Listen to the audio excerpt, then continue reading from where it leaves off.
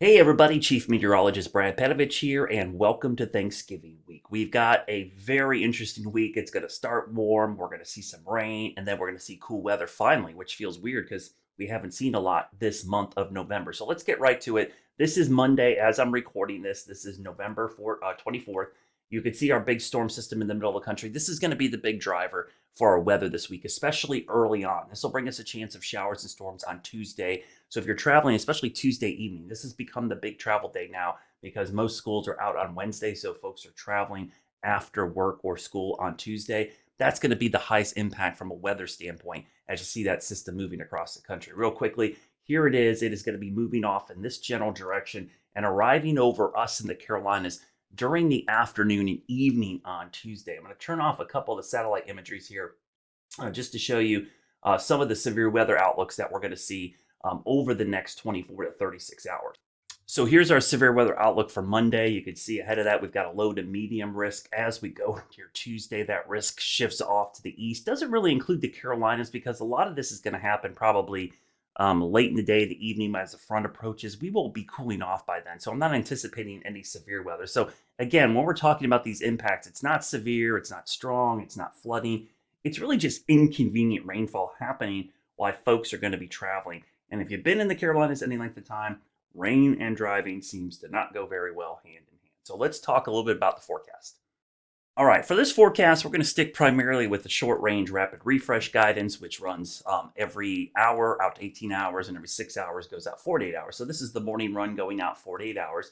We'll go through tonight. Again, not much happening in the Carolinas.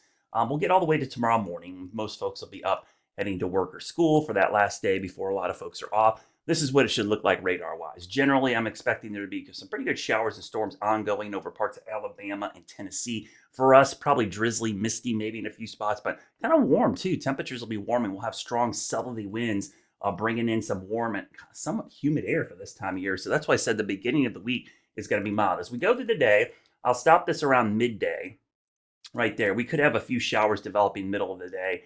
But it's really the afternoon. That's why I said this is really an afternoon or evening setup. You see the rain moving through in the afternoon. And again, the evening commute, depending on when people leave work or school, probably going to have some showers around. But most of that activity is going to be scattered. There's certainly no washout, nothing widespread.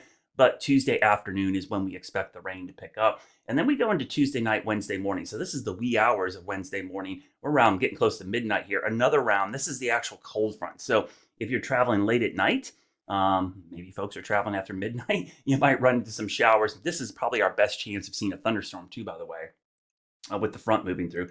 But notice it moves through fairly quickly. And so by the time you wake up Wednesday, if you're traveling Wednesday, most of this system is past us. The front is here. There's some scattered showers.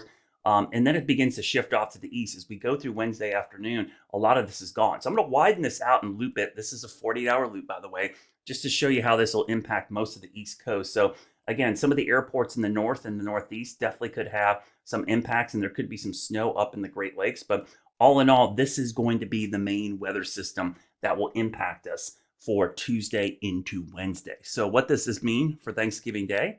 Let me show you. So here's what's going to happen. By Thanksgiving Day, behind that front, temperatures will only be in the 40s and 50s for highs. So a cool Thanksgiving this year. The average high on Thanksgiving for us in the Charlotte area is around 58, 59 degrees. So we're supposed to be in the 50s, but this will actually be below that in the low 50s, maybe even upper 40s. So for the first time since we got that little bit of snow, we'll actually have below average temperatures.